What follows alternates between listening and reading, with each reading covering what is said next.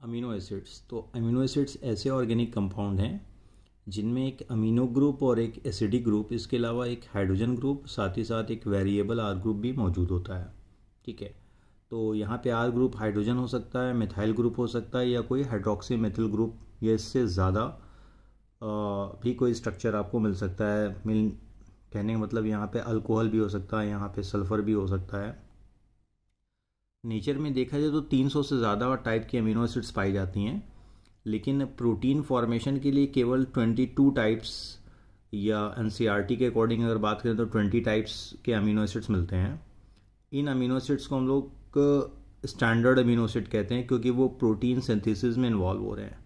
ठीक है, तो टोटल 300 है, लेकिन इनमें से सिर्फ 22 टाइप्स के अमीनो एसिड प्रोटीन सिंथेसिस में इन्वॉल्व होते हैं, और ऐसे अमीनो एसिड्स को हम लोग स्टैंडर्ड अमीनो एसिड कहते हैं। नेक्स्ट पॉइंट है chemical and physical properties of amino acids की जो रिलेटेड होती है वो actually amino group, carboxyl group और जो उनका फंक्शनल ग्रुप है। ठीक है, देखिए कोई भी अमीनो एसिड है, नॉर्मल से अगर बात करें कोई भी अमीनो एसिड है तो उसमें आपको एक NH2 ग्रुप, एक COH ग्रुप, एक H ग्रुप और R ग्रुप, इतनी चीज़ें मिलेंगी। तो जो R ग्रुप है ये वेरी करेगा, कार्बोक्सिल, हाइड्रोजन और अमीनो ग्रुप ये फिक्स्ड होंगे, ये वेरी नहीं करेंगे। राइट, नेक्स्ट हमारा एक केमिकल और फिजिकल प्रॉपर्टी के अकॉर्डिंग जो अमीनो एसिड्स होते हैं वो कितने टाइप के होते हैं। मतलब एक तो जो एक्चुअल में जो फंक्शनल ग्रुप है अमीनो एसिड में, उसी के अकॉर्डिंग हम लोग वैरायटी ऑफ अमीनो एसिड को कैटेगराइज करते हैं। जैसे एसिटिक अमीनो एसिड जिसमें ग्लूटामिक एसिड और एस्पार्टिक एसिड आएगा। इसी तरह बेसिक अमीनो एसिड इसका एग्जाम्पल अर्जिनिन और लाइसिन है। इसी तरह से न्यूट्रल अमीनो एसिड, इसका एग्जाम्पल वैलिन है। एरोमेटिक अमीनो एसिड का example tyrosine, tryptophan, phenyl alanine है। अल्कोहलिक अमीनो एसिड का एग्जाम्पल सीरीन है। सल्फर कंटेनिंग अमीनो एसिड का एग्जाम्पल मेथियोनिन और सिस्टीन है। तो इस तरह से कई सारे एग्जाम्पल्स आपको मिलेंगे जब क्लासिफिकेशन आप पढ़ेंगे डिटेल में अमीनो एसिड्स का। नेक्स्ट है स्टैंडर्ड अमीनो एसिड। तो ऐसे अमीनो एसिड जो कि प्रोटीन सिंथेसिस में सीधे सीधे इन्वॉल्व होते हैं उनको हम लोग बोलते हैं स्टैंडर्ड अमीनो एसिड। हालांकि मैंने ऊपर भी बताया तो, और यहाँ पे भी लिखा हुआ है कि नेचर में 300 से ज़्यादा टाइप के अमीनो एसिड्स होते हैं, लेकिन एक्चुअल प्रोटीन सिंथेसिस में जो इन्वॉल्व होते हैं वो केवल 20 टाइप्स के या 22 टाइप्स के होते हैं। नेक्स्ट है essential and non essential amino acid. तो ऐसे अमीनो एसिड जिनको बॉडी नहीं बना सकती है और उनको फूड के थ्रू लेना पड़ता है, तो ऐसे अमीनो एसिड्स को हम लोग एसेंशियल अमीनो एसिड्स कहते हैं। इनका कैटेगराइजेशन यहाँ पर दिया हुआ है arginine, histidine, isoleucine, threonine, lysine, methionine, phenylalanine, leucine, tryptophan और वैलिन। ये एसेंशियल अमीनो एसिड हैं, इनको हमारी बॉडी नहीं बना सकती है। Next non essential amino acid की बात करें, मतलब ऐसे अमीनो एसिड जिनको हमारी बॉडी क्या होती है, आसानी से बना सकती है। अब इसका एग्जाम्पल देखिए दिया हुआ है, एलानिन है, ग्लाइसिन है, प्रोलिन है, एस्पराजिन है, एस्पराजिन है, इसके अलावा एस्पार्टिक एसिड भी है, ग्लूटामिक एसिड है, ग्लूटामाइन है, टायरोसिन है, सीरीन है और सिस्टीन है। Next zwitter ionic property of amino acid. तो अमीनो एसिड आयनाइडाइजेबल एबिलिटी रखते हैं, मतलब आयोनाइजेशन हो सकता है अमीनो ग्रुप में और कार्बोक्सिल ग्रुप में, इसलिए डिफरेंट पीएच पे डिफरेंट स्ट्रक्चर आपको अमीनो एसिड में मिलेगा। जैसे नॉर्मल हम लोग यहाँ पे देखते हैं कि H+ आयन यहाँ से रिलीज हो सकता है और जो कि अमीनो ग्रुप कैरी कर सकता है। कहाँ से रिलीज हो रहा है? कार्बोक्सिल ग्रुप से। तो यहाँ पे नेगेटिव चार्ज और यहाँ पे पॉजिटिव चार्ज आ रहा है। तो ये जो कंडीशन आपको दिख रही है, this is called the zwitter ionic property या dipolar ion property of amino acid, even also known as amphoteric या इनर साल्ट, कि एक ही कंपाउंड एसिड और बेस दोनों तरह से बिहेव कर रहा है। यहाँ से H+ आयन निकल जा रहा है, ठीक है, यहाँ से निकल जा रहा है और यहाँ पे H+ आयन एक्सेप्ट किया जा सकता है। नेक्स्ट है पेप्टाइड बॉन्ड। तो पेप्टाइड बॉन्ड क्या होते हैं?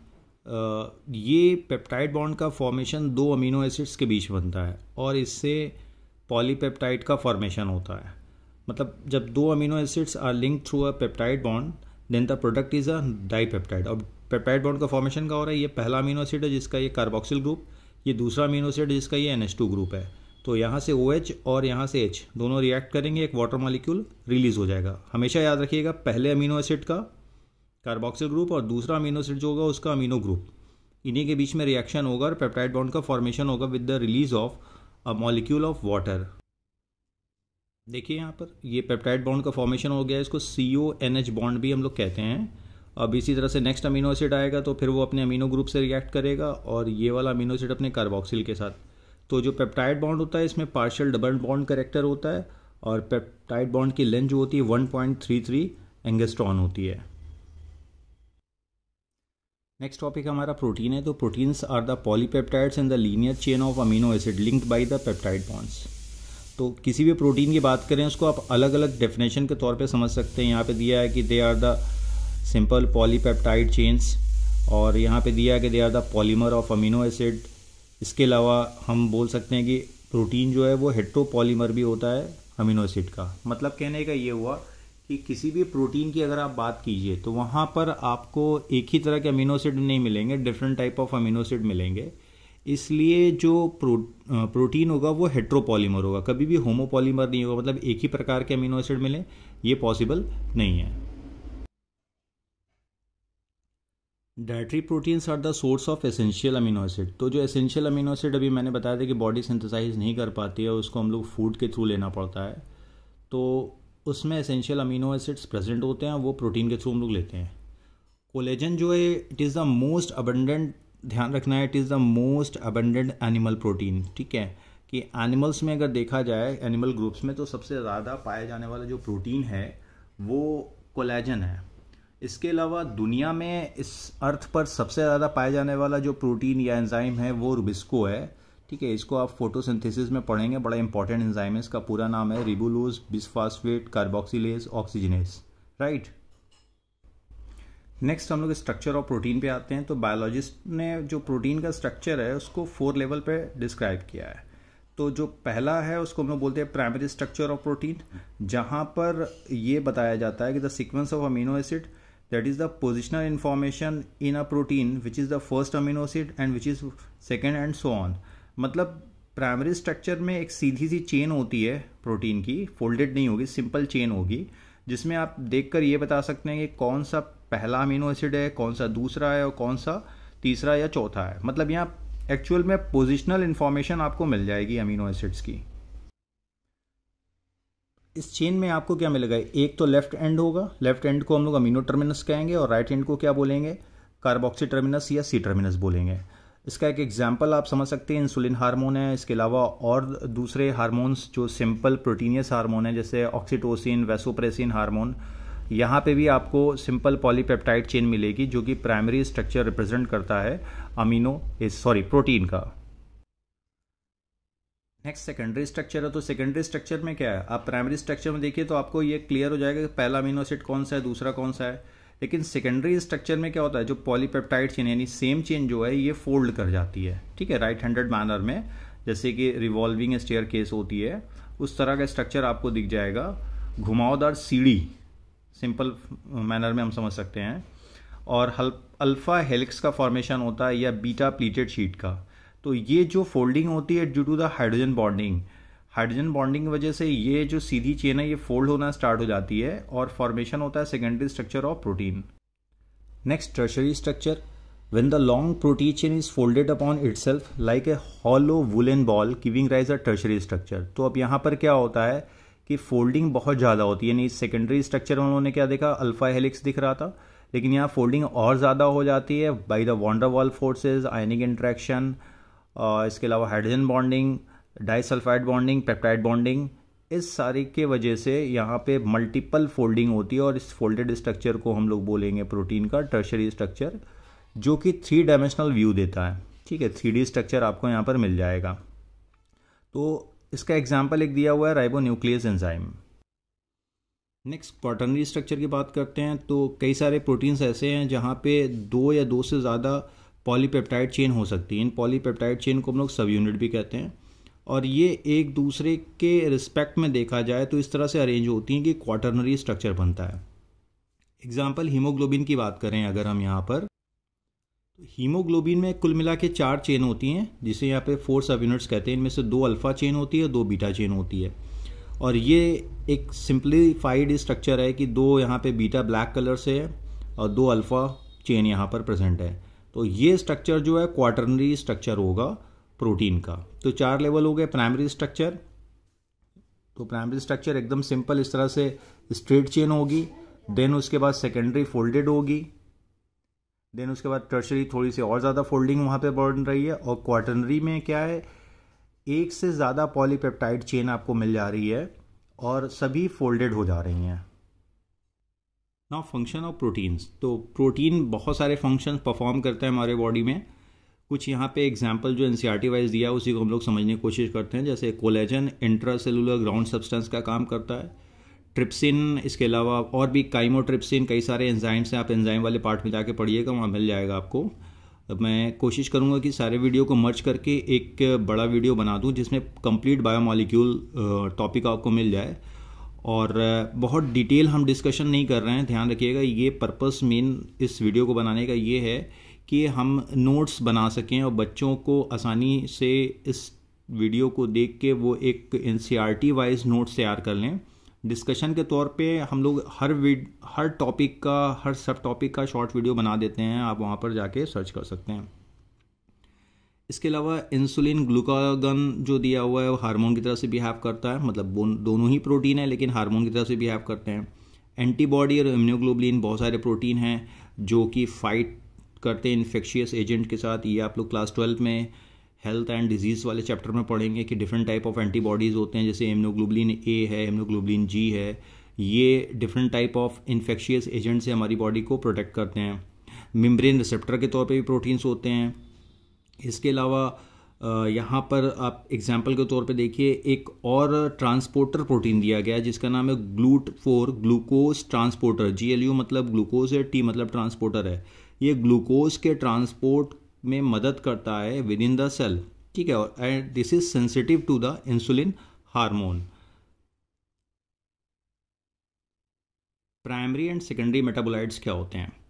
ऐसे कंपाउंड जो सीधे सीधे बायोमॉलिक्यूल के तौर पे इस्तेमाल होते हैं उनको हम लोग प्राइमरी मेटाबोलाइट्स कहते हैं। और इनके अलावा अदर देन प्राइमरी मेटाबोलाइट्स जो केमिकल्स बनते हैं उनको हम लोग क्या बोलते हैं? Secondary metabolites. Next, primary metabolites और सेकेंडरी मेटाबोलाइट्स में एक कंपैरिजन देख लेते हैं। इसमें बायोमॉलिक्यूल्स आते हैं जैसे अमीनो एसिड है, शुगर है, प्रोटीन्स हैं। वहीं प्राइमरी मेटाबोलाइट्स का फंक्शन हमको क्लियर है, आइडेंटिफिएबल है और ये नॉर्मल फिजियोलॉजिकल प्रोसेस में इन्वॉल्व होते हैं। जबकि सारे के सारे सेकेंडरी मेटाबोलाइट्स का फंक्शन उनको एग्जैक्टली पता नहीं कि प्लांट्स इनको क्यों बना रहे हैं और इनका मकसद क्या है। बहुत सारे इसमें ह्यूमन के लिए फ़ायदेमंद हैं, जैसे रबर है, मसाले, स्पाइसेस हैं, सेंट है, गम है। ये सारी चीज़ें ह्यूमन के लिए फ़ायदेमंद है। हालांकि प्लांट में इनको सेकेंडरी मेटाबोलाइट्स के तौर पे देखा जाता है। इसके अलावा केमिकली देखें तो they are the alkaloids, flavonoids, rubber, essential oil, antibiotic etcetera. कुछ इंपॉर्टेंट सेकेंडरी मेटाबोलाइट्स के यहाँ एग्जांपल दिए हुए हैं, जैसे पिगमेंट के तौर पे कैरोटीनॉइड्स हैं, एंथोसाइनिन। वहीं एल्कलॉइड के तौर पे मॉर्फिन और कोडीन है। टर्पिनोइड्स के तौर पे मोनोटर्पीन्स, डाइटर्पीन एटसेट्रा। एसेंशियल ऑयल के तौर पे लेमन ग्रास ऑयल। टॉक्सिन के तौर पे एब्रिन है, राइसिन है। ये सारा आ चुका है एनसीईआरटी में, ध्यान रखिएगा। लेक्टिन के तौर पे कॉनकाना वैलिन ए है। उसके अलावा ड्रग्स के तौर पे विनब्लास्टिन है और करक्यूमिन है। पॉलीमेरिक सब्सटेंसेस के तौर पे रबर, गम्स, सेलुलोज। तो these are the some examples of the secondary metabolites. Nucleotides और न्यूक्लिक एसिड एंड न्यूक्लियोसाइड्स क्या होते हैं? हालांकि इसके बारे में हमने वीडियो बनाया हुआ है, लेकिन फिर से मैं यहाँ पे जल्दी जल्दी आपको, चूँकि ये पूरा बायोमॉलिक्यूल वाला वीडियो डाल रहा हूँ तो इसमें सारी टॉपिक को जल्दी जल्दी कवर कर रहे हैं हम लोग। सबसे पहले आइडेंटिफाइड किया था फ्रेडरिच मिशर ने इन 1869 और नाम दिया था न्यूक्लिक एसिड को एज अ न्यूक्लिन। तो जो आइसोलेशन किया था उन्होंने वो डीएनए था। न्यूक्लिक एसिड के यहाँ long polymer of nucleotides and they are made up of a number of nucleotides and these number of nucleotides vary in organism to organism. तो जो भी न्यूक्लिक एसिड हैं वो नॉर्मली न्यूक्लियस में पाए जाते हैं in case of eukaryotes, but prokaryotes में आपको साइटोप्लाज्म में मिलेगा। न्यूक्लिक एसिड की 2 कैटेगरी हम लोग जानते हैं, एक डीएनए है और दूसरा आरएनए है। नेक्स्ट, जो न्यूक्लियोटाइड होते हैं ये दो कंपोनेंट से मिलकर बने होते हैं, एक तो न्यूक्लियोसाइड, दूसरा फॉस्फेट ग्रुप। न्यूक्लियोसाइड्स में अगेन आपको नाइट्रोजनस बेस मिलेगा और पेंटोज शुगर, ठीक है। यानी कि न्यूक्लियोसाइड्स में दो कंपोनेंट शुगर और बेस है। जो हमारा बेस है ये दो कैटेगरी में आता है, प्यूरिन और पिरिमिडीन। प्यूरिन दो टाइप का होता है, एडेनिन और ग्वानिन, जबकि पिरिमिडीन साइटोसिन, थाइमिन और यूरेसिल की कैटेगरी में आएगा। यूरेसिल केवल आरएनए में पाया जाएगा, जबकि थाइमिन जो है केवल डीएनए में पाया जाएगा। साइटोसिन, ग्वानिन और एडेनिन ये तीनों ही क्या होंगे, डीएनए और आरएनए दोनों में पाए जाएंगे। दूसरा यहाँ पे शुगर। शुगर दो तरह की होती है, एक डीऑक्सीराइबोस शुगर, दूसरी है ribose sugar. Ribose sugar RNA में और डीऑक्सीराइबोस शुगर आपको कहाँ मिलेगी, डीएनए में मिलेगी। तो दोनों ही पेंटोज शुगर है, दोनों में 5 कार्बन है। केवल अंतर क्या दोनों में मिलता है कि जो सेकंड नंबर यहाँ पे कार्बन आपको दिख रहा है राइबोस शुगर में, वहाँ पे OH ग्रुप होता है, जबकि जो डीऑक्सीराइबोस शुगर है यहाँ सेकंड नंबर कार्बन पे आपको केवल H ग्रुप मिलेगा। तो केवल यही डिफरेंस आपको दिखेगा, इसके अलावा बाकी सारा स्ट्रक्चर एकदम सेम होगा। न्यूक्लियोटाइड्स क्या होते हैं, तो they are the monomeric unit और building block of nucleic acid, चाहे वो डीएनए हो या आरएनए, उसका ये बिल्डिंग ब्लॉक होता है। और इसमें जो मेन कंपोजिशन आपको मिलेगा वो बेस, शुगर और फॉस्फेट, ठीक है। ये एक नाइट्रोजनस बेस है जिसके 9 नंबर कार्बन के साथ आप देख रहे हैं शुगर ऐड हो रही है, और देन शुगर के साथ यहाँ पर फॉस्फेट ग्रुप ऐड हो रहा है। तो बेस और शुगर के बीच में जिस बॉन्ड को आप देख रहे हैं उसे ग्लाइकोसिडिक बॉन्ड कह रहे हैं। वहीं शुगर और फॉस्फेट के बीच में जो बॉन्ड प्रेजेंट होता है इसको हम लोग फास्फोएस्टर बॉन्ड कहते हैं। तो ये थ्योरेटिकल पोर्शन दिया हुआ है कि किस तरह से नाइट्रोजनस बेस जुड़ता है और न्यूक्लियोसाइड का फॉर्मेशन होगा, और किसके साथ जुड़ेगा, शुगर के साथ, और फिर न्यूक्लियोसाइड कैसे जुड़ता है फॉस्फेट के साथ, और फॉर्मेशन होता है न्यूक्लियोटाइड का और लेटर डाई न्यूक्लियोटाइड का। तो कुछ न्यूक्लियोटाइड के नाम देख लेते हैं हम लोग, जैसे एडिनाइन और राइबोस शुगर को मिलकर जो न्यूक्लियोसाइड बनेगा उसे एडिनोसाइन कहेंगे। अगर इसमें फॉस्फेट जुड़ जाएगा तो इसको हम लोग बोलेंगे एडिनाइलिक एसिड। इसी तरह से एडिनाइन के साथ अगर डीऑक्सीराइबोस शुगर जुड़ा तो बनेगा डीऑक्सी एडिनोसिन। फॉस्फेट जुड़ गया तो बन गया न्यूक्लियोटाइड जिसको हम लोग बोलेंगे डीऑक्सी एडिनाइलिक एसिड। केवल अंतर क्या हो जाएगा कि यहाँ पे शुगर कौन सी आ जा रही है, डीऑक्सीराइबोस शुगर आ जा रही है, जो कि डीएनए में पाई जाती है। लास्ट टॉपिक है इसका, तो फंक्शन ऑफ डीएनए आरएनए क्या है। मेन फंक्शन जो होता है डीएनए का जेनेटिक मटेरियल है जितने भी सेलुलर ऑर्गेनिज्म है। हालांकि आरएनए भी जेनेटिक मटेरियल के तौर पे काम करता है, लेकिन कुछ वायरसेस के अंदर, जैसे कि कोरोना वायरस है, एड्स वायरस है, टोबैको मोज़ेक वायरस है, यहाँ पे जेनेटिक मटेरियल के तौर पे काम करता है। बेसिक सा फंक्शन अगर यूकैरियोट्स में हम देखें आरएनए का ज़्यादातर क्या है, जो भी सेलुलर ऑर्गेनिज्म है और इवन प्रोकैरियोट्स में भी ट्रांसफ़र करता है जेनेटिक इन्फॉर्मेशन को in the form of messenger RNA. ध्यान रखिएगा, आपको 12th में पढ़ने के लिए मिलेगा मॉलिक्यूलर बेसिस ऑफ इनहेरिटेंस वाले चैप्टर में। Some RNA molecules also act as enzyme और biocatalyst such as a ribozyme. इसके बारे में हम लोगों ने एंजाइम वाले टॉपिक में पढ़ा है, इसी वीडियो में आपको मिल जाएगा।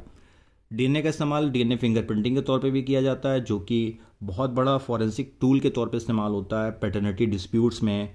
इसके अलावा क्राइम डिटेक्शन में कि किसने क्राइम किया हुआ है। तो ये सारी चीज़ें डीएनए फिंगरप्रिंटिंग भी हम लोग पढ़ेंगे क्लास 12 वाले टॉपिक में, मॉलिक्यूलर बेसिस ऑफ इनहेरिटेंस में। तो ये हम लोगों का वीडियो था पूरा बायोमॉलिक्यूल का। जल्दी जल्दी मैंने कोशिश की कवर करें, हो सकता है कहीं मिस्टेक भी मिली हो आपको। तो कोई मिस्टेक मिलती है या प्रोनाउंसिएशन में कभी कभी जल्दी जल्दी बोलने में दिक्कत होती है तो आप मुझे अपडेट कर सकते हैं। तो मिलते हैं फिर नेक्स्ट वीडियो में, तब तक के लिए आप लोगों का थैंक यू। फैटी एसिड, तो लिपिड्स क्या होते हैं, normally water insoluble organic compound होते हैं, और ये सिंपल फैटी एसिड भी हो सकते हैं, राइट। बहुत एक्सप्लेनेशन नहीं है एनसीईआरटी में। अब हम लोग सिंपली फैटी एसिड को समझते हैं कि फैटी एसिड क्या है। Fatty acid has a carboxyl group attach to an R group. तो फैटी एसिड ऐसे कंपाउंड है जिसमें एक कार्बोक्सिल ग्रुप होगा जो कि एक आर ग्रुप के साथ अटैच्ड हो सकता है। अब ये आर ग्रुप CH3 हो सकता है, C2H5 हो सकता है, या उससे ज़्यादा नंबर वाले कार्बन कंपाउंड हो सकते हैं। जैसे यहाँ पे दिया R= मेथिल भी हो सकता है, एथिल भी हो सकता है, या higher number of alkyl group यानी 1 to 19 कार्बन तक हो सकते हैं, राइट। एग्जाम्पल के तौर पे अगर आप देखें पामिटिक एसिड दिया हुआ है जिसमें 16 कार्बन होते हैं, तो R= यहाँ 16 कार्बन है और एक ये कार्बोक्सिल ग्रुप है। तो कंसेप्ट क्या है कि फैटी एसिड में एक तो R ग्रुप होगा और दूसरा क्या होगा, एसिड ग्रुप होगा यानी कार्बोक्सिल ग्रुप। एग्जाम्पल के तौर पे पामिटिक एसिड देख लीजिए यहाँ पे, तो इसमें टोटल कितने कार्बन, 16 कार्बन। तो ये एक एल्किल यानी कि मेथिल ग्रुप हो गया, देन 14 कार्बन वाला एल्किल ग्रुप हो गया, और COH ग्रुप। तो ओपन चेन अगर बनाएंगे तो पूरा यहाँ से यहाँ तक पूरा बन जाएगा आपका इसी तरह से एक और फैटी एसिड है यहाँ पे एराकिडोनिक एसिड, इसमें 20 कार्बन होते हैं, यानी कि एक कार्बन ये हो गया, 18 ये हो गए, टोटल 19, और एक ये कार्बन।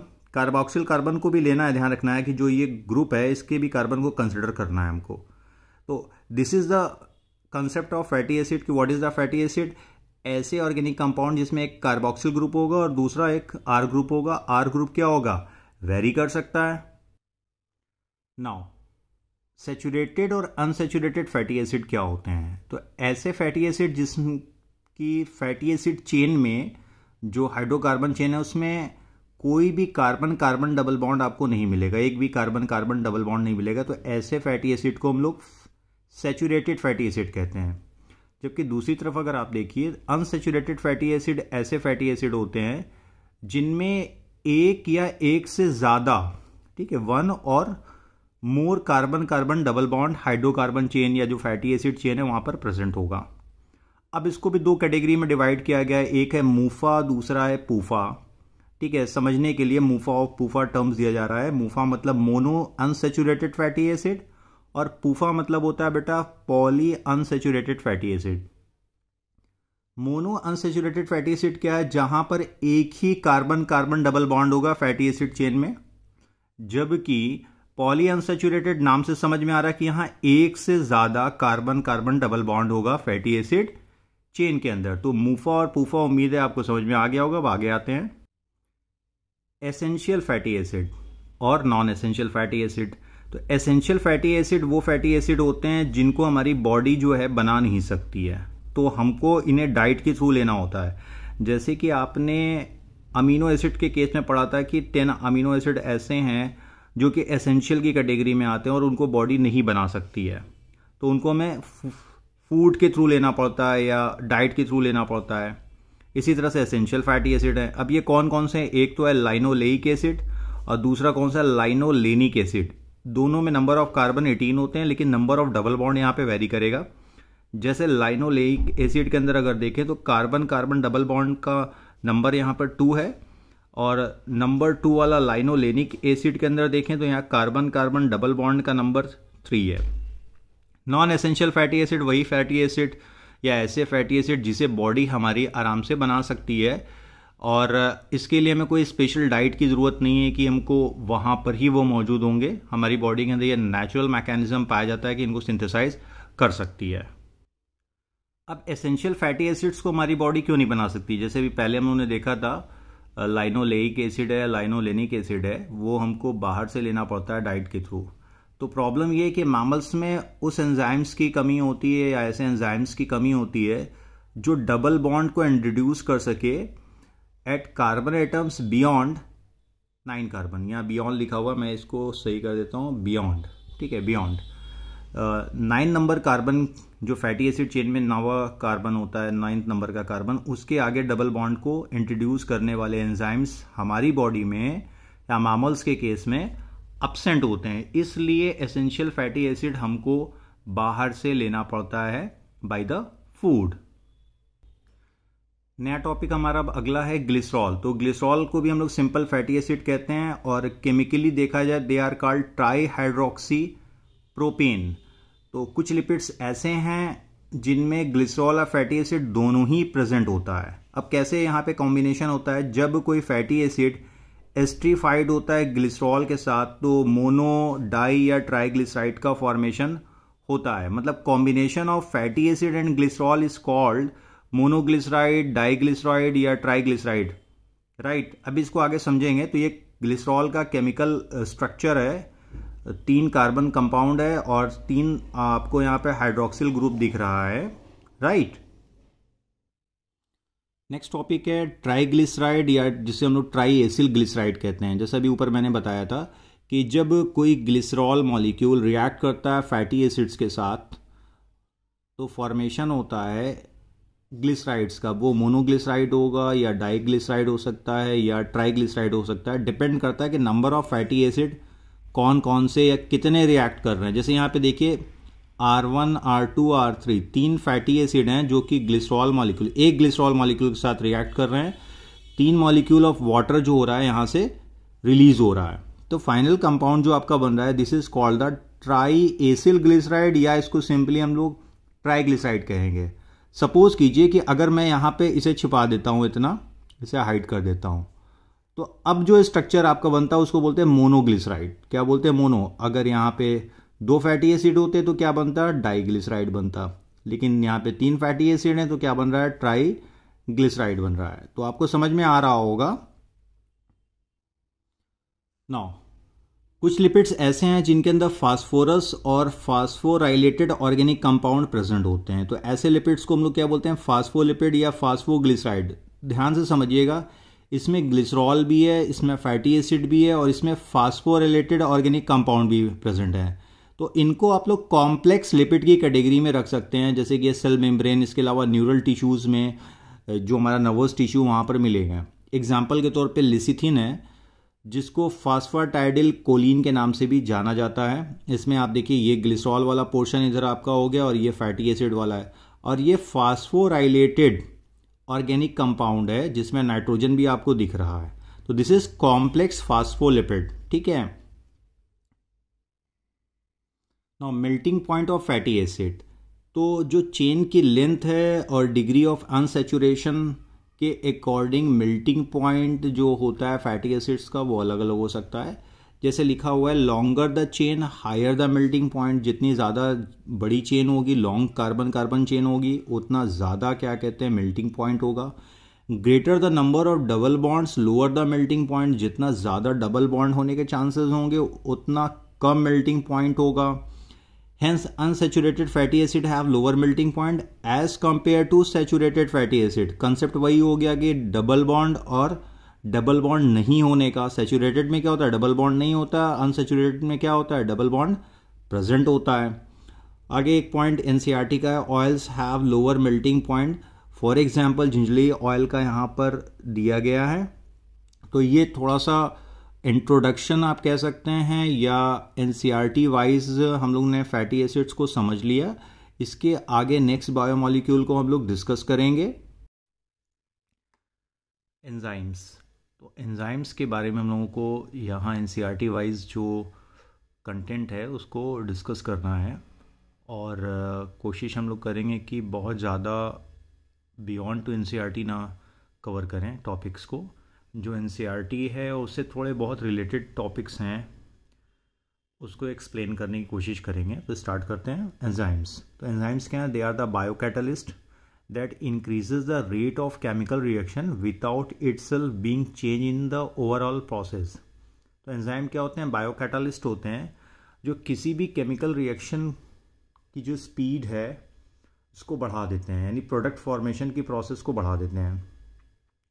एक अगर जनरल प्रॉपर्टीज़ की बात करें एंजाइम की, तो क्या है कि जितने भी एंजाइम्स हैं they are proteins except ribozymes. Ribozymes क्या हैं? स्मॉल आरएनए मॉलिक्यूल्स जो कि एक्ट करते हैं एज ए एंजाइम की तरह से। अगर आप लोग क्लास 12th में बायोलॉजी पर ध्यान देंगे तो वहाँ पे आपको पढ़ने के लिए मिलेगा कि कुछ ऐसे आरएनए मॉलिक्यूल्स हैं जो कि एंजाइम की तरह बिहेव करते हैं, और वो स्प्लाइसिंग वाली प्रोसेस एक आपको मिलेगी पढ़ने के लिए मॉलिकुलर बेसिस ऑफ इनहेरिटेंस वाले चैप्टर में। पुराने सिलेबस और अपडेटेड सिलेबस दोनों में ही मौजूद है ये। तो सारे ही एंजाइम्स प्रोटीन्स होते हैं, लेकिन ये ज़रूरी नहीं है, ध्यान रखिएगा कि सारे ही प्रोटीन्स एंजाइम्स हों, राइट। इसके अलावा एक बात और कही जा रही है कि कुछ आरएनए मॉलिक्यूल्स हैं जो कि एंजाइम की तरह से बिहेव करते हैं, और इनको क्या नाम दिया जाता है? राइबोजाइम नाम दिया जाता है। जो एंजाइम्स होते हैं they are the highly specific. ये क्या होते हैं? हाईली स्पेसिफिक होते हैं, मतलब एक पर्टिकुलर सबस्ट्रेट के साथ ही पर्टिकुलर एंजाइम बाइंड करेगा और फिर केमिकल रिएक्शन क्या होगा? प्रोसीड होगा। Enzymes have enormous catalytic power. तो जो एंजाइम्स होते हैं उनमें एनॉर्मस कैटालिटिक पावर होता है, मतलब बहुत स्पीडली सबस्ट्रेट को कन्वर्ट कर देते हैं प्रोडक्ट में। It increases the rate of reaction by lowering the activation energy. तो जो भी एंजाइम्स हैं वो नॉर्मली कैटालिटिक पावर उनकी ज़्यादा क्यों होती है या रेट ऑफ रिएक्शन को क्यों बढ़ा देते हैं? बिकॉज वो जो एक्टिवेशन एनर्जी, जो एनर्जी डिमांड है किसी सबस्ट्रेट को प्रोडक्ट में कन्वर्ट होने के लिए, उसको कम कर देते हैं। इतना आपको समझ में आ रहा होगा। अब एंजाइम स्ट्रक्चर की बात कर लेते हैं। तो कोई एंजाइम अगर प्रोटीनियस स्ट्रक्चर है तो वो उसका प्राइमरी स्ट्रक्चर भी हो सकता है, सेकेंडरी भी हो सकता है, या इवन टर्शरी स्ट्रक्चर भी होता है। ज़्यादातर एंजाइम आपको जो मिलेंगे वो 3D स्ट्रक्चर रखते हैं, यानी कि टर्शरी स्ट्रक्चर आपको मिलेगा।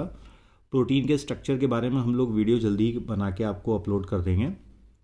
तो कोई भी एंजाइम प्रोटीन का प्राइमरी स्ट्रक्चर एक सिंपल चेन हो सकती है, सेकेंडरी मतलब फोल्डेड हो सकती है, टर्शरी यानी मच फोल्डिंग स्ट्रक्चर हो सकता है। इसी तरह से एंजाइम का एक पर्टिकुलर पार्ट होता है जिसे हम लोग एक्टिव साइट कहते हैं। एग्जैक्टली ये होता क्या है? दिया हुआ in tertiary structure of any enzyme the backbone of the protein chain folds upon itself and the chain criss crosses itself. मतलब फोल्डिंग होती है और फोल्डिंग के दौरान जो चेन्स होती हैं पॉलीपेप्टाइड की प्रोटीन में, वो एक दूसरे के ऊपर क्रिस क्रॉस भी करती हैं। तो इस फोल्डिंग से होता क्या है?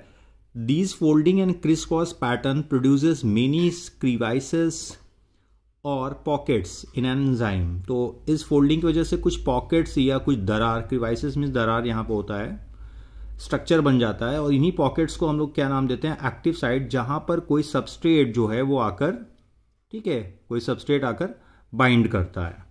तो what is the active site? Active sites are the specific structure which are formed by the folding and crisscross pattern of the protein chain, and these structure represented by a pocket where the substrate is bind। जहाँ पे substrate आकर fit होता है, bind करता है, फिर chemical reaction आगे proceed करता है। नाउ एक इनऑर्गेनिक कैटलिस्ट और एक एंजाइम जिसको हम लोग बायो कैटलिस्ट कहते हैं, दोनों में क्या डिफरेंस हो सकता है? तो एंजाइम कैटलिस्ट जो होते हैं वो डिफ़र करते हैं इनऑर्गेनिक कैटलिस्ट से कई सारे वेज में, कई सारे उनके एस्पेक्ट्स हैं जिससे वो डिफ़र कर सकते हैं। जैसे inorganic catalyst work efficiently at high temperature. जब आप बहुत हाई टेम्परेचर दोगे तब इनऑर्गेनिक कैटलिस्ट एक्टिवेट होगा और केमिकल रिएक्शन को कैटलाइज्ड करेगा। इसके अलावा अगर आप हाई प्रेशर दोगे तब भी इनऑर्गेनिक कैटलिस्ट केमिकल रिएक्शन को कैटलाइज कर रहा है। जबकि ज़्यादातर एंजाइम जो होते हैं अगर आप हाई टेम्परेचर दोगे, मतलब अबव 40 डिग्री ले जाते हो, तो वो इनएक्टिवेट हो जाते हैं, डैमेज हो जाते हैं, क्योंकि प्रोटीन डीनेचुरेट कर जाएगा। Because enzymes are the proteinaceous structure, तो वो डीनेचुरेट का मतलब क्या होता है? जो उनकी फोल्डिंग होती है वो ब्रेक करना स्टार्ट हो जाती है और वो सिंपल चेन में कन्वर्ट हो जाएंगे। फोल्डेड स्ट्रक्चर सिंपल फॉर्म में कन्वर्ट हो जाएगा, राइट। हालांकि कुछ ऑर्गेनिजम्स ऐसे हैं जो कि हाई टेम्परेचर पे ग्रोथ करते हैं, राइट। तो उनके अंदर कुछ ऐसे एंजाइम्स प्रेजेंट होते हैं जो हाईली थर्मोस्टेबल एंजाइम्स होते हैं, ठीक है। जैसे कि एक एंजाइम का नाम दिया हुआ टैक डीएनए पॉलीमरेज, ठीक है, ये एंजाइम का नाम दिया हुआ है टैक डीएनए पॉलीमरेज, जो कि ऑब्टेन होता है एक बैक्टीरिया से जिसका नाम है थर्मस एक्वाटिकस। तो टी मतलब यहाँ थर्मस है, ए और क्यू का मतलब यहाँ पर एक्वाटिकस है। ये एंजाइम पॉलीमरेज चेन रिएक्शन यानी पीसीआर में इस्तेमाल होता है फॉर द डीएनए एम्प्लीफिकेशन, क्योंकि ये प्रोसेस हाई टेम्परेचर पर होती है। इसको हम लोग इस्तेमाल भी करते हैं, ध्यान रखिएगा, बायोटेक्नोलॉजी में आपको पढ़ने के लिए मिलेगा। तो ये एंजाइम बैक्टीरिया के अंदर प्रेजेंट होता है और ये बैक्टीरिया हाई टेम्परेचर पर ग्रोथ करता है।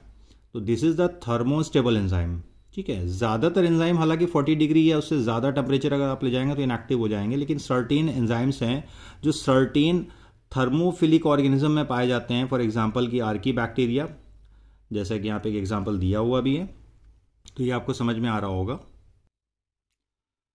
अब कोई एंजाइम किसी रेट ऑफ रिएक्शन को कितनी हद तक या कितना ज़्यादा एक्सटेंड कर सकते हैं, कितनी स्पीड बढ़ा सकते हैं उसकी, इसके लिए हमारे पास भाई हर एंजाइम का कोई सटीक या एग्जैक्ट डेटा नहीं है, लेकिन कुछ एंजाइम्स का हमारे पास डेटा है जो कि एनसीईआरटी में मेंशन भी है कि in the absence of any enzyme the reaction is very slow with about 200 molecules of carbonic acid being formed in an hour। यानी 1 घंटे में 200 कार्बोनिक एसिड मॉलिक्यूल्स बनते हैं per hour in the absence of enzyme, जिसमें CO2 और water react कर रहे हैं, क्या बन रहा है? Carbonic acid.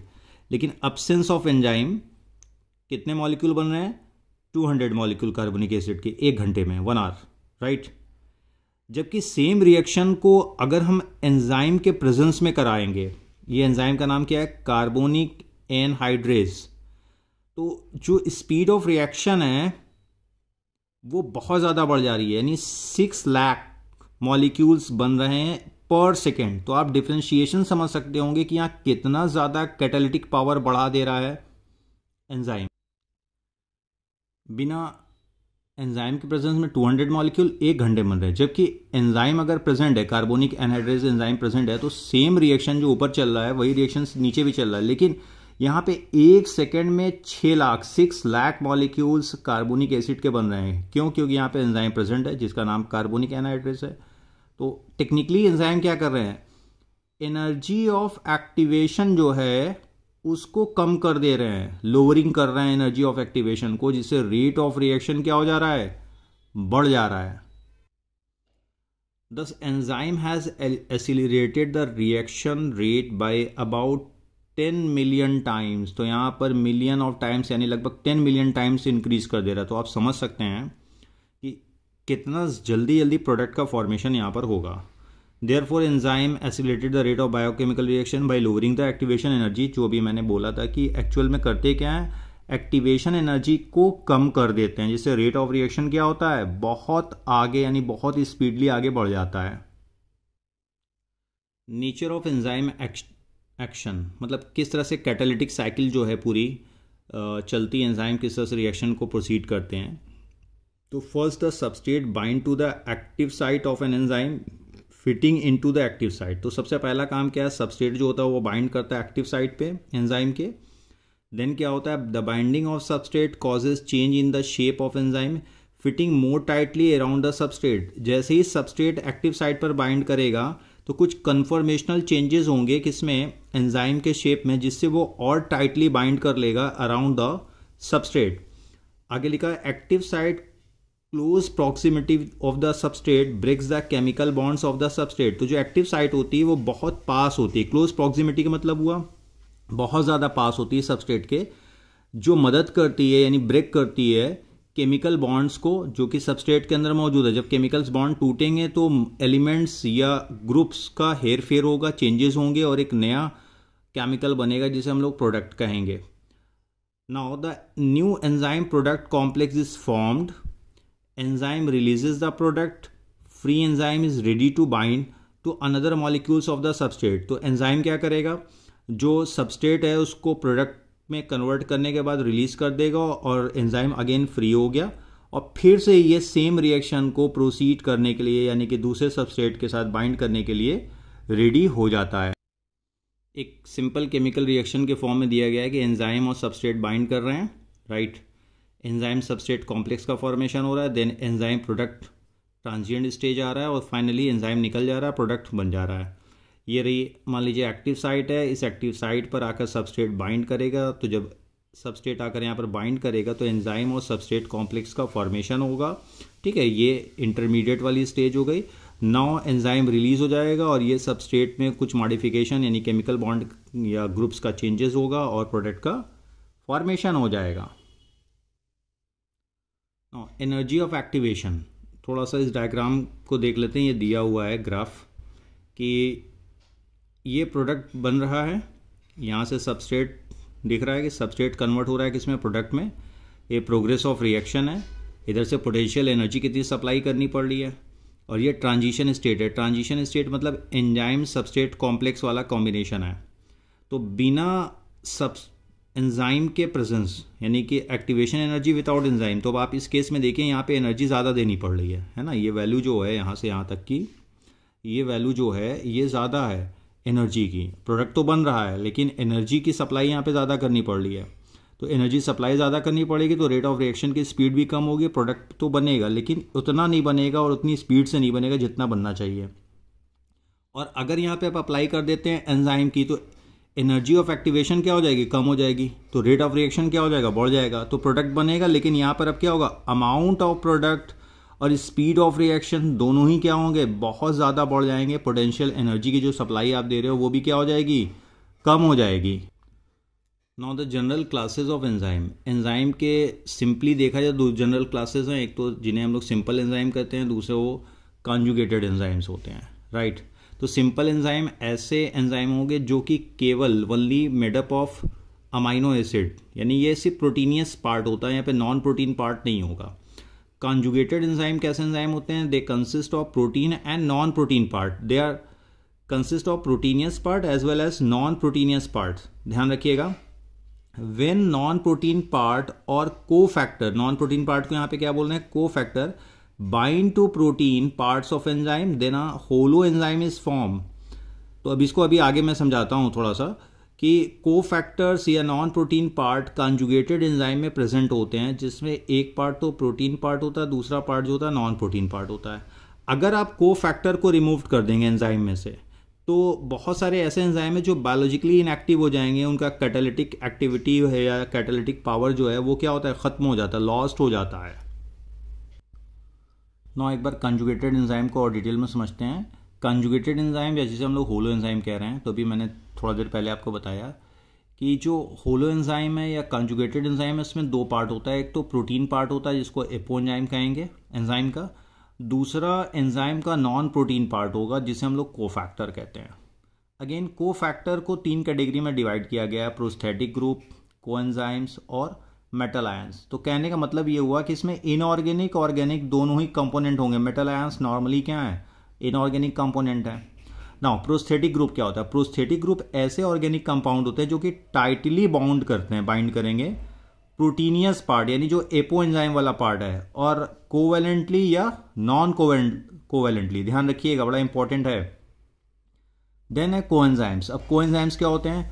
ऐसे organic compound which are associated with apoenzyme. Apoenzyme यानी कि जो प्रोटीनियस पार्ट है ट्रांजिएंटली, ठीक है। तो ये जो कोएंजाइम है ये कई सारे विटामिन्स के कंपोनेंट्स होते हैं। कई सारे विटामिन्स के क्या होते हैं? कंपोनेंट्स होते हैं, जैसे भी एग्जांपल मैं शो कर दूंगा। दूसरा मेटल आयंस, कुछ ऐसे भी एंजाइम्स हैं जो कि मेटल आयन के होने पर ही काम करते हैं। मतलब वहां पे जो नॉन प्रोटीन पार्ट या कोफैक्टर है वो कौन से हो जाएंगे? Metal ion. They form coordination bond. Bond ध्यान रखना है कौन सा बॉन्ड बना रहे हैं? Coordination bond with side chain of substrate and active site. किसके साथ? Side chain of substrate and active site of enzyme. जैसे मैंने यहाँ एग्जांपल बोला था, niacin vitamin is component of NAD and NADP। तो NAD NADP are the coenzyme और इनका एक्टिव कंपोनेंट कौन है? नियासिन है, विटामिन। उसी तरह जिंक जो है मेटल आयन है, और ये किस एंजाइम का कोफैक्टर है? कार्बोक्सी पेप्टाइडेज एंजाइम का।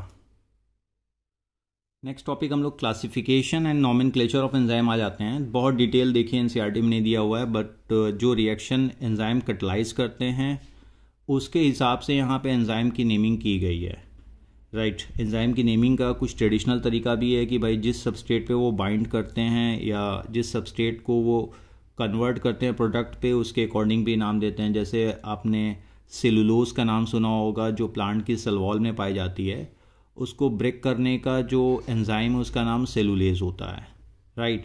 तो सेलुलोज क्या हो गया? सबस्ट्रेट हो गया, और सेलुलेज क्या हो गया? एंजाइम। तो सबस्ट्रेट के अकॉर्डिंग हमने एंजाइम का नाम दे दिया सेलुलेज। फिलहाल यहाँ पे जो है किस तरह का केमिकल रिएक्शन कैटलाइज कर रहे हैं उसके अकॉर्डिंग एंजाइम का नेमिंग दिया गया है। पहला है ऑक्सीडो रिडक्टेजेस या डिहाइड्रोजनेसेस। तो नाम से समझ में आ रहा है ये ऑक्सीडेशन रिडक्शन या डिहाइड्रोजनेशन रिएक्शन परफॉर्म करते हैं बिटवीन द टू सबस्ट्रेट। कुछ एग्जांपल्स दिए हुए हैं, ऑक्सीडेजेस है, ऑक्सीजनेसेस है, पर ऑक्सीडेसेस हैं। तो these are categorize in this group of enzyme. उसके बाद है ट्रांसफेरेजेस। तो ट्रांसफेरेजेस ऐसे एंजाइम है जो ट्रांसफर करते हैं ग्रुप का other than hydrogen between a pair of substrate. तो ध्यान रखना है कि ये फंक्शनल ग्रुप ट्रांसफर करते हैं लेकिन हाइड्रोजन का वहाँ ट्रांसफर नहीं करते हैं दो सबस्ट्रेट के बीच में।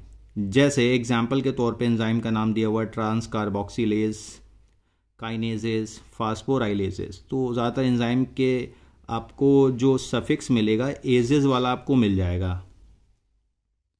नेक्स्ट कैटेगरी है hydrolysis. They catalyzing hydrolysis of ester bond, ether bond, peptide bond, glycosidic bond, carbon carbon bond, carbon halide bond and और फास्फोरस नाइट्रोजन बॉन्ड्स। तो ये हाइड्रोलिसिस करते हैं इन डिफरेंट टाइप ऑफ बॉन्ड्स की। एग्जांपल है peptidases है, फास्फोडाइस्टेरेजेस एंजाइम है, फास्फेटेजेस। देखिए ये एंजाइम का जो एग्जांपल हमने दिया है यहाँ पे आपको, ये एनसीईआरटी में नहीं है, अलग से मेंशन किया गया है।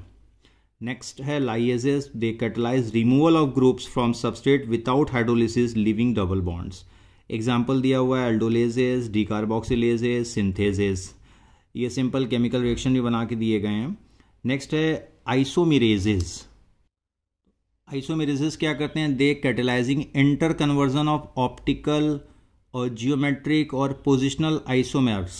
ठीक है, ये इंटर कन्वर्जन करते हैं, इस तरह का रिएक्शन कैटेलाइज करते हैं, जिसको सिंपली हम लोग क्या बोलते हैं? Isomerisation reactions. कुछ एग्जांपल दिया हुआ म्यूटेजेस, एपीमेरेजेस। एक रिएक्शन है ग्लूकोज 6 फास्फेट का कन्वर्जन होता है किसमें? फ्रक्टोज 6 फास्फेट में। तो ग्लूकोज और फ्रक्टोज में क्या होता है? मॉलिकुलर अगर केमिकल फार्मूला देखेंगे तो सेम है, C6H12O6, लेकिन जो रिंग फॉर्मेशन होता है इसकी हेक्सागोनल रिंग होती है, जबकि इसकी क्या होती है? पेंटागोनल रिंग होती है। तो हुआ क्या? आइसोमेराइजेशन हो गया मॉलिक्यूलर स्ट्रक्चर में। तो ऐसे एंजाइम जो आइसोमेराइजेशन करते हैं उनको हम लोग क्या बोलेंगे? Isomerases. Last one is the ligases. छठवां ग्रुप जो हमारा 6 नंबर का है, लास्ट है। ये कैटेलाइज करते हैं linking together of 2 compounds by joining of carbon oxygen, carbon sulphur, carbon nitrogen, phosphorus oxygen bonds. तो ये 2 अलग अलग कंपाउंड को आपस में जोड़ते हैं by the formation of such type of bonds. वहाँ पे कार्बन ऑक्सीजन बॉन्ड हो सकता है, कार्बन सल्फर बॉन्ड हो सकता है। एग्जाम्पल के तौर पे कार्बोक्सिलेजेस एंजाइम है जो कि ये प्रोसेस को परफॉर्म करता है। इसके अलावा डीएनए लाइगेसेस एंजाइम आप पढ़ेंगे मॉलिकुलर बायोलॉजी में, जहाँ पे डीएनए रेप्लिकेशन होता है। इवन बायोटेक्नोलॉजी में आप पढ़ेंगे कि लाइगेसेस एंजाइम का इस्तेमाल होता है 2 डिफरेंट डीएनए सेगमेंट्स को आपस में जोड़ने के लिए। नेक्स्ट टॉपिक इसके बाद हमारा आता है factors affecting on the enzyme activity. देखिए, अगर डिटेल में डिस्कशन करेंगे तो बहुत ज़्यादा होगा। हमारा बार बार मैं बोल रहा हूँ कि हम लोग का फोकस जो है एनसीईआरटी का जो कंटेंट दिया है उसी को सिंप्लीफाई करना है। कि the active activity of an enzyme can be affected by a changes in a chemical and physical condition। तो एंजाइम की जो प्रोसेस है, कैटालिटिक पावर है या एक्टिविटी है, वो उसके केमिकल और फिजिकल सराउंडिंग कंडीशन पे या जहाँ पर वो पाया जाता है उस पर डिपेंड करती है।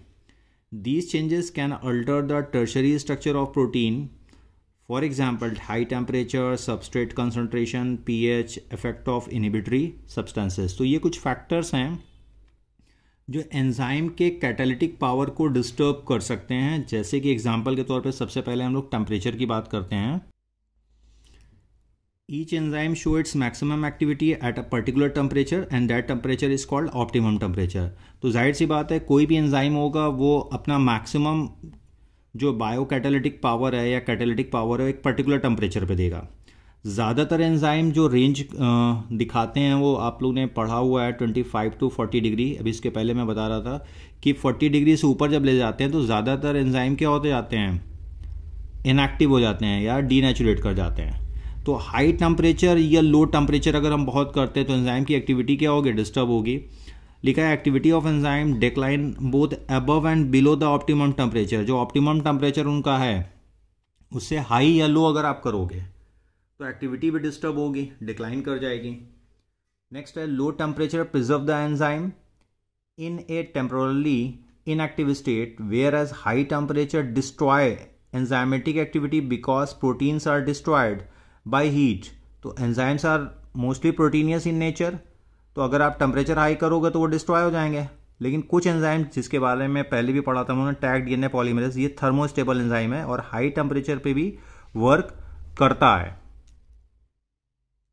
नो पीएच, तो जैसे कि टेम्परेचर था उसी तरह से पीएच की बात है कि डिफरेंट एंजाइम डिफरेंट पीएच पे काम करते हैं, लेकिन हर एंजाइम का अपना एक ऑप्टिमम पीएच होगा, यानी एक मैक्सिमम पीएच होगा जिस पे वो मैक्सिमम एक्टिविटी करेंगे। हम मैक्सिमम पीएच नहीं कहेंगे, एक पर्टिकुलर पीएच कहेंगे कि कुछ 7 पीएच पे पीएच 7 होगा, यानी न्यूट्रल कंडीशन पे हाईली एक्टिव होंगे, कुछ इवन एसिडिक कंडीशन पे, राइट, कुछ इवन बेसिक कंडीशन पे एक्टिव हो सकते हैं।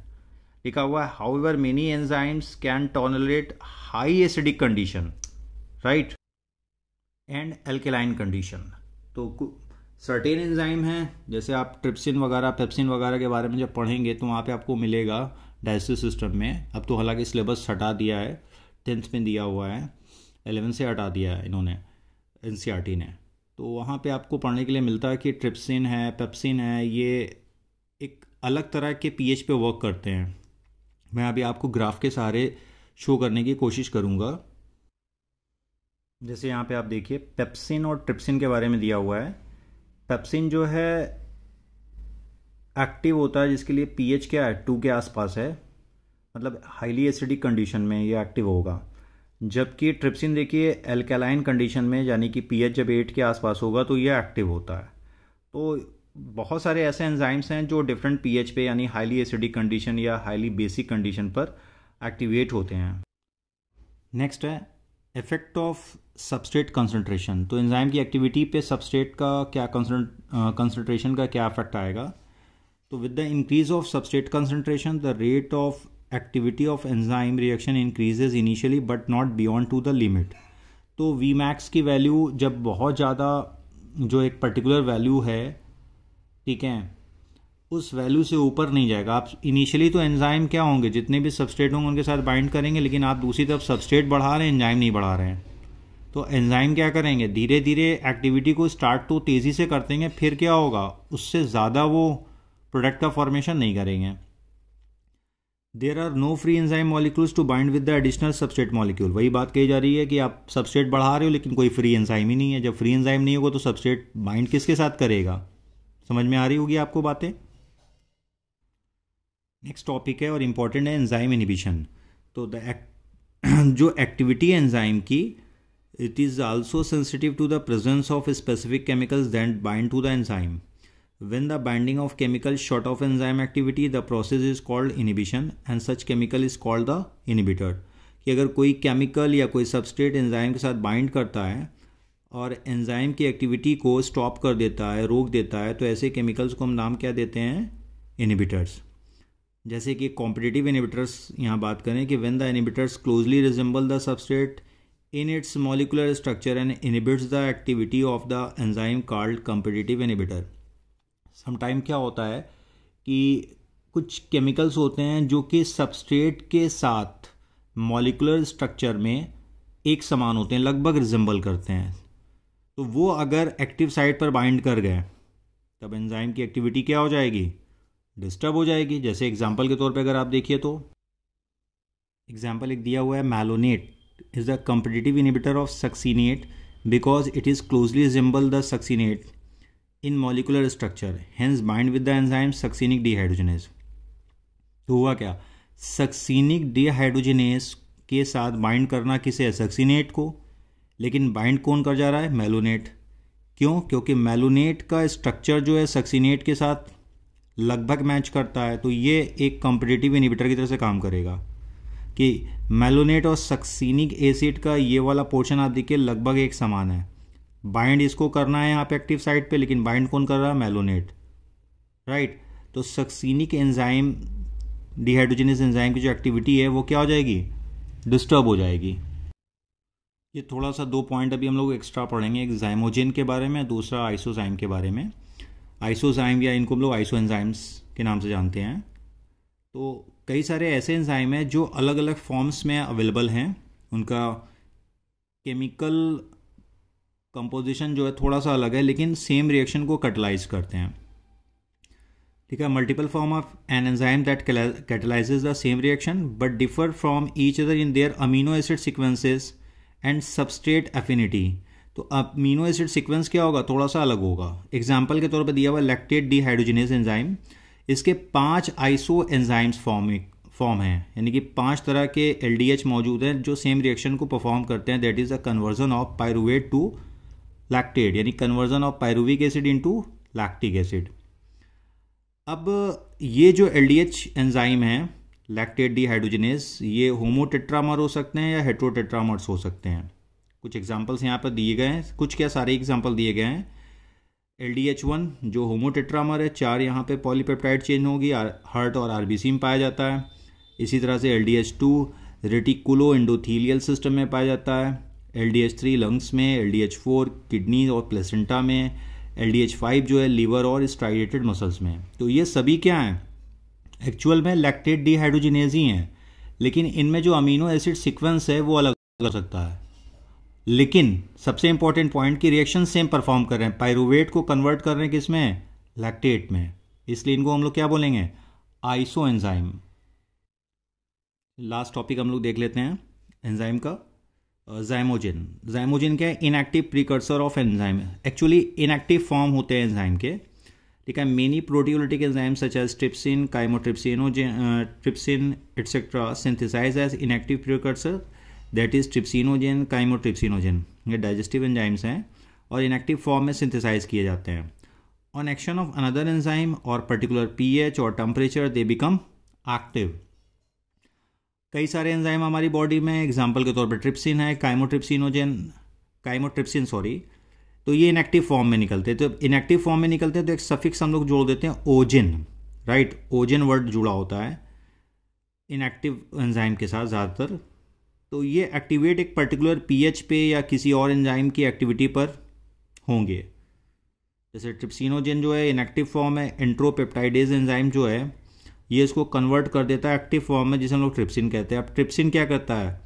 अलग अलग एंजाइम को एक्टिवेट करेगा। ये प्रोलास्टेज को कन्वर्ट कर देता है एक्टिव इलास्टेज में।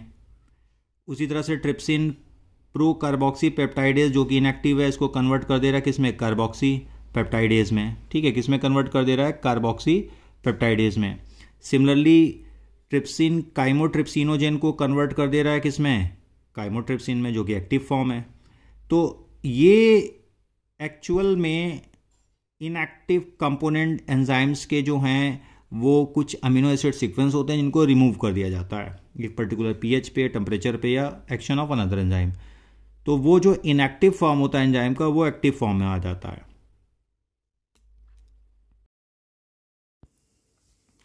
तो हेलो स्टूडेंट्स, आज हम लोग स्टार्ट कर रहे हैं कार्बोहाइड्रेट टॉपिक को। ये भी बायोमॉलिक्यूल का ही पार्ट है टॉपिक, और कार्बोहाइड्रेट खुद एक बायोमॉलिक्यूल है। हम लोग कार्बोहाइड्रेट किसे कहते हैं? तो एक, अगर आप बहुत सिंपल डेफिनेशन कार्बोहाइड्रेट की अगर देखिए तो ये नीचे लिखी हुई है कि डेफिनेशन ऑफ कार्बोहाइड्रेट, किसे कार्बोहाइड्रेट कहेंगे? तो वो ऑर्गेनिक कंपाउंड्स जो एक्ट करते हैं as a biomolecules, they are the organic compound and act as a biomolecule. They consist of carbon, hydrogen and oxygen, usually in the ratio of 1:2:1. तो carbon, hydrogen और oxygen का जो ratio होगा वो 1:2:1 का होगा। जनरल फार्मूला जो carbohydrate का होता है वो है CnH2O, ठीक है। देन ब्रैकेट के बाहर यहाँ पे N लिखा हुआ है, तो N बराबर 1 2 3 4 कुछ भी हो सकता है। तो बहुत सिंपली अगर हम लोग कार्बोहाइड्रेट को समझना चाहते हैं तो कार्बन के हाइड्रेट को ही हम लोग क्या बोलते हैं? कार्बोहाइड्रेट बोलते हैं। जैसा ऊपर दिया हुआ है, व्हाट इज द कार्बोहाइड्रेट? तो they are also known as hydrates of carbon and they are the central source of energy. Carbohydrates हमारी बॉडी में मल्टीपल फंक्शन करते हैं, लेकिन मेन फंक्शन जो है वो सोर्स ऑफ एनर्जी, ये सेंट्रल सोर्स है कि बॉडी जब भी एनर्जी के तौर पे किसी केमिकल्स का इस्तेमाल करेगी तो वो कार्बोहाइड्रेट होंगे और उनको ब्रेक डाउन किया जाता है, जो आगे के चैप्टर्स में आप लोग पढ़ेंगे रेस्पिरेशन में, जिससे एनर्जी रिलीज होती है और उसका यूज़ होता है एटीपी की सिंथेसिस में। टाइप की बात करें तो कार्बोहाइड्रेट की 3 जनरल कैटेगरीज हैं: मोनोसैकेराइड्स, ओलिगोसैकेराइड्स और पॉलीसैकेराइड्स। मोनोसैकेराइड्स को हम लोग सिंपल शुगर्स कहते हैं, जैसे ग्लूकोज है, गैलेक्टोज है, फ्रक्टोज है, राइबोज है, डीऑक्सीराइबोज शुगर है, जाइलोज शुगर है। मतलब ट्रायोज शुगर अगर 3 कार्बन वाली शुगर है तो उसको भी आप मोनोसैकेराइड की कैटेगरी में रखेंगे। वहीं ग्लूकोज और गैलेक्टोज या फ्रैक्टोज ये हेक्सोज हैं, यानी इनमें 6 कार्बन होते हैं, तो ये भी सिंपल मोनोसैकेराइड्स हैं। राइबोज और डीऑक्सीराइबोज, इसमें 5 कार्बन होते हैं। राइबोज आपको पता है आरएनए में, डीऑक्सीराइबोज शुगर जो होती है वो डीएनए में पाई जाती है। तो they are the simply monosaccharides, they are called simple sugar. वहीं ओलिगोसैकेराइड की बात करें तो इनमें 3 से लेकर 10 मोनोसैकेराइड्स हो सकते हैं। मिनिमम 3 हो सकते हैं मोनोसैकेराइड्स और मैक्सिमम 10 हो सकते हैं। एक जनरलाइजेशन यहाँ पर है। तो जैसे ओलिगोसैकेराइड्स को भी हम लोग इन जनरल 2 कैटेगरी में डिवाइड कर देते हैं, disaccharides and then trisaccharide and tetra and so on. यहाँ पे जो एग्जांपल दिया हुआ है ये डाइसैकेराइड्स का, जैसे सुक्रोज है, माल्टोज है, लैक्टोज है, ये डाइसैकेराइड्स, इनमें 2 मोनोसैकेराइड्स मॉलिक्यूल्स होते हैं। फाइन। अब अगर पॉलीसैकेराइड्स की बात करें तो इनमें 10 या उससे ज़्यादा, ठीक है, हालांकि 10 तो यहाँ पे दिया हुआ है तो 10 से ज़्यादा ही मान के चलेंगे। अबव 10 मोनोसैकेराइड्स अगर किसी कार्बोहाइड्रेट में प्रेजेंट है तो उनको हम लोग बोलेंगे पॉलीसैकेराइड्स। एग्जाम्पल के तौर पे स्टार्च, ग्लाइकोजन, सेलुलोज। ठीक है, डेफिनेशन हम लोगों ने पढ़ी ली है। अब इसके आगे आते हैं। जनरल फंक्शन क्या है कार्बोहाइड्रेट का? तो they are the source of energy. For example glucose, fructose. जब आप रेस्पिरेशन पढ़ेंगे तो वहाँ आपको पढ़ने के लिए मिलेगा ग्लाइकोलिसिस वाली जो प्रोसेस होती है वो ग्लूकोज के ब्रेकडाउन से ही स्टार्ट होती है, और फिर जब ऑक्सीजन प्रेजेंट है तो अल्टीमेटली ग्लूकोज ब्रेक कर जाता है कार्बन डाइऑक्साइड और वाटर में, साथ ही साथ एटीपी का फॉर्मेशन होता है। सिमिलरली फ्रक्टोज भी इन्वॉल्व हो सकता है ग्लाइकोलिसिस की प्रोसेस में। ठीक है, तो आप जब पढ़ेंगे आगे तो वहाँ पे आपको पढ़ने के लिए मिलेगा कि ग्लूकोज, फ्रक्टोज, इन सारे मोनोसैकेराइड या कार्बोहाइड्रेट्स को ब्रेक डाउन किया जाता है मल्टीपल स्टेप्स में, जिनका नाम ग्लाइकोलिसिस है, क्रेब्स साइकिल है और इलेक्ट्रॉन ट्रांसपोर्ट सिस्टम वाली प्रोसेस होती है। इसके अलावा ये स्ट्रक्चरल कंपोनेंट भी होते हैं। जैसे सेलुलोज की अगर बात करें तो सेल वॉल में पाया जाता है। किसकी सेल वॉल में? प्लांट सेल में। जो भी प्लांट सेल्स हैं, चाहे लोअर प्लांट्स हो या हायर प्लांट्स, अलगी हो, फंजाई तो नहीं, अलगी हो, ब्राफाइट, स्टेडोफाइट, जिम्नोस्पर्म, एंजियोस्पर्म में आपको सेलुलोज मिलेगा। Then peptidoglycan. पेप्टिडोग्लाइकन सिर्फ और सिर्फ कार्बोहाइड्रेट नहीं है, बल्कि इसमें पेप्टाइड भी होता है। लेकिन कार्बोहाइड्रेट होने की वजह से हम लोग इसको स्ट्रक्चरल कंपोनेंट के तौर पे कंसिडर कर रहे हैं, क्योंकि इस पेप्टाइड में ग्लाइकन वाला पार्ट यानी शुगर वाला पार्ट मौजूद है। पेप्टिडोग्लाइकन आपको cell wall of the bacteria में मिल जाएगा। वहीं अगर स्ट्रक्चरल कंपोनेंट न्यूक्लिक एसिड की बात करें तो राइबो शुगर आरएनए में पाई जाती है, अभी मैंने थोड़ा देर पहले ऊपर बताया हुआ आपको। और डीऑक्सीराइबोस शुगर जो है वो डीएनए में पाई जाती है। एज अ फूड स्टोरेज के तौर पे देखें तो स्टार्च, प्लांट के केस में प्लांट जिस कार्बोहाइड्रेट को या पॉलीसैकेराइड्स को स्टोर करते हैं एज अ फूड के फॉर्म में, उसे स्टार्च कहते हैं। इसके अलावा ग्लाइकोजन एनिमल रिजर्व फूड होता है जो लिवर में स्टोर होता है। इसके अलावा blood clotting, anti blood clotting के तौर पे heparin, it is also the type of carbohydrate. Component of acrosomal enzyme, जैसे यहाँ पे दिया हुआ हैलोरोनिक एसिड। तो ये जो एक्रोसोमल एंजाइम होते हैं, acrosome is the part of sperm. Sperm का जो हेड वाला पार्ट होता है उसके ऊपर कैप लाइक स्ट्रक्चर होता है जिसे हम लोग एक्रोसोम कहते हैं, और उसमें ये एंजाइम प्रेजेंट होते हैं। तो हाइलोरोनिक एसिड फर्टिलाइजेशन के दौरान एग या ओवम की मेम्ब्रेन को ब्रेक करने में हेल्प करता है। कंपोनेंट ऑफ इम्यूनोग्लोबुलिन, या जिनको हम लोग एंटीबॉडीज़ कहते हैं। हमारी बॉडी में जो डिफरेंट टाइप के एंटीबॉडीज़ होते हैं, जैसे एंटीबॉडी ए है, antibody B, not antibody B, antibody D है, एंटीबॉडी ई और एंटीबॉडी एम और एंटीबॉडी जी, राइट, जिनको इम्यूनोग्लोबुलिन जी या एम हम लोग अलग अलग नामों से पुकारते हैं। उनके अंदर भी आपको कार्बोहाइड्रेट कुछ अमाउंट में मिल जाते हैं। तो अगर कार्बोहाइड्रेट और प्रोटीन दोनों हैं तो उस तरह के प्रोटीन को हम लोग ग्लाइकोप्रोटीन कहते हैं, और अगर कार्बोहाइड्रेट लिपिड के साथ जुड़ा हुआ है तो उसको बोलते हैं ग्लाइकोलिपिड, राइट। इसके अलावा intermediate compound in many metabolic pathways. तो जो कार्बोहाइड्रेट हैं वो बहुत सारी मेटाबॉलिक प्रोसेस में इंटरमीडिएट कंपाउंड के तौर पे बनते हैं। अगर वो ना बने तो वो पूरा मेटाबॉलिक पाथवे जो होता है वो स्टॉप हो जाएगा। इसके अलावा जीन रेगुलेशन, और जिसे लैकोपेरॉन हम लोग कहते हैं, ये आप पढ़ेंगे आगे कि लैकोपेरॉन मॉडर्न क्लास 12 का है ये टॉपिक, मॉलिक्यूलर बायोलॉजी में पढ़ाया जाता है कि लैक्टोज शुगर जो होती है वो जीन रेगुलेशन में इनडायरेक्टली मदद करती है। अगर लैक्टोज शुगर है तो कोई पर्टिकुलर जीन एक्टिवेट होगा, अगर लैक्टोज शुगर सिस्टम में नहीं है सेल के तो वो जीन इनएक्टिव रहेगा। तो ये जो हम लोग टॉपिक पढ़ रहे हैं फिलहाल कार्बोहाइड्रेट का, हमारी कोशिश ये है कि क्लास 11 के पर्पस से या बायोमॉलिक्यूल का जो एक फंडामेंटल इंट्रोडक्शन है वो इस वीडियो में हम लोग कवर कर लें। हो सकता है थोड़ा सा वीडियो बड़ा हो जाए, लेकिन हमारी कोशिश ये होगी कि हर टॉपिक को एटलीस्ट बेसिक उनका समझ जाए। अब आते हैं एल्डोज और कीटोज शुगर। तो those sugar in which aldehyde group are present known as aldose sugar. For example glucose, तो ग्लूकोज में एल्डिहाइड ग्रुप प्रेजेंट होता है इसलिए इनको हम लोग एल्डोज शुगर कहते हैं।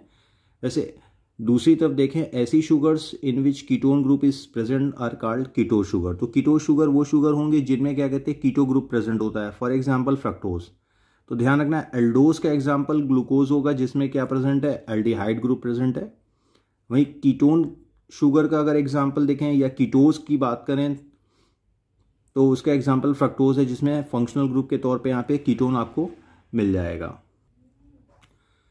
Reducing and non reducing sugar, तो reducing are those in which free aldehyde और ketone group is present and it can reduce Fehling और टॉलेंट रिएजेंट। तो ऐसी शुगर्स जिनमें फ्री एल्डिहाइड और कीटोन ग्रुप प्रेजेंट होता है जो कि रिएक्ट कर सकता है, ठीक है, और रिड्यूस कर सकता है फेलिंग और टॉलेंट रिएजेंट को, तो ऐसी शुगर को हम लोग क्या बोलते हैं, रिड्यूसिंग शुगर्स बोलते हैं। ठीक है, it means they can reduce Cu+2 ion into Cu+1 ion, ठीक है, +1 आयन।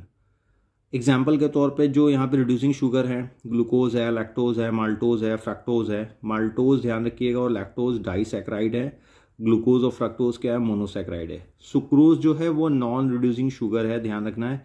इसीलिए प्लांट जब ट्रांसपोर्टेशन करते हैं, फोटोसिंथेसिस के बाद ग्लूकोज बना लेते हैं तो ग्लूकोज को कन्वर्ट करते हैं सुक्रोज में और देन वो पत्तियों से प्लांट के डिफरेंट पार्ट में जाता है।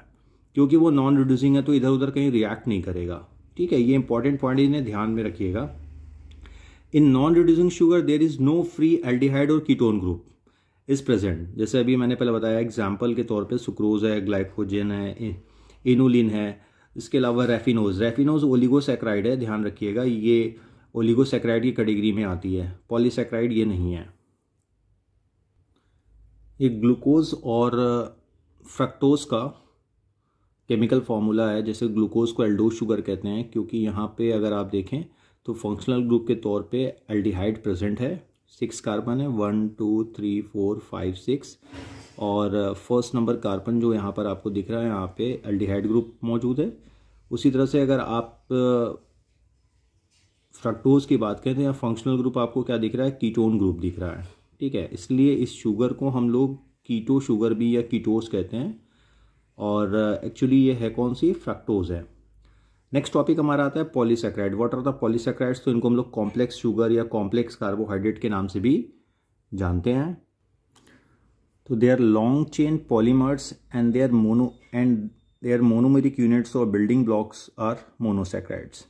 तो ये क्या है, लॉन्ग चेन पॉलीमर्स हैं और इनका जो मोनोमेरिक यूनिट होता है या बिल्डिंग ब्लॉक होता है उसे हम लोग क्या बोलते हैं, मोनोसैकराइड। पॉलीसैकराइड्स को हम लोग इन जनरल 2 कैटेगरी में डिवाइड करते हैं। पहला है होमोपॉलीसैकराइड और दूसरा है हेट्रोपॉलीसैकराइड।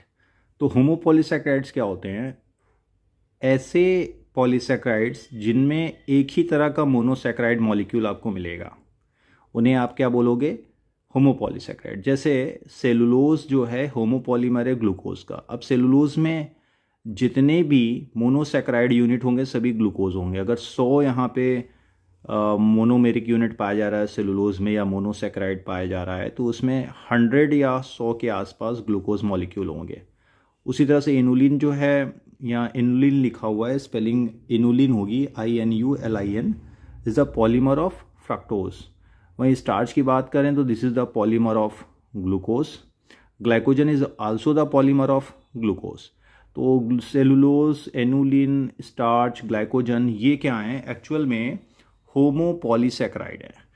दूसरी तरफ अगर हेट्रोपॉलीसैकराइड की बात करें तो they are complex sugar and they consist of more than 1 type of, यानी एक से ज़्यादा टाइप की यहाँ पे मोनोसैकराइड्स मॉलिक्यूल्स होते हैं। Sometimes they are complex sugar. की कॉम्प्लेक्स शुगर में केवल ऐसा नहीं होगा कि 2 तरह के मोनोसैकराइड या 2 से ज़्यादा टाइप के मोनोसैकराइड मिले, कुछ और कंपाउंड भी मिल सकते हैं, इवन नाइट्रोजन भी मिल सकता है। कुछ एग्जांपल्स हैं हेलोरिनिक एसिड, जिसके बारे में भी हम लोगों ने बात की थी कि ये एक्रोसोमल एंजाइम में प्रेजेंट होता है। एगरोज शुगर, एगरोज भी पॉलीसैकराइड है, इसको अगार भी कहते हैं, रेड एल्गी से मिलता है। इसका इस्तेमाल टिश्यू कल्चर मेथड में या बायोटेक्नोलॉजी में जब आप पढ़ेंगे तो जेल इलेक्ट्रोफोरेसिस में होता है। हिपैरिन नाम अभी हम लोगों ने पढ़ा, इसके अलावा पेक्टिन, पेप्टिडोग्लाइकन,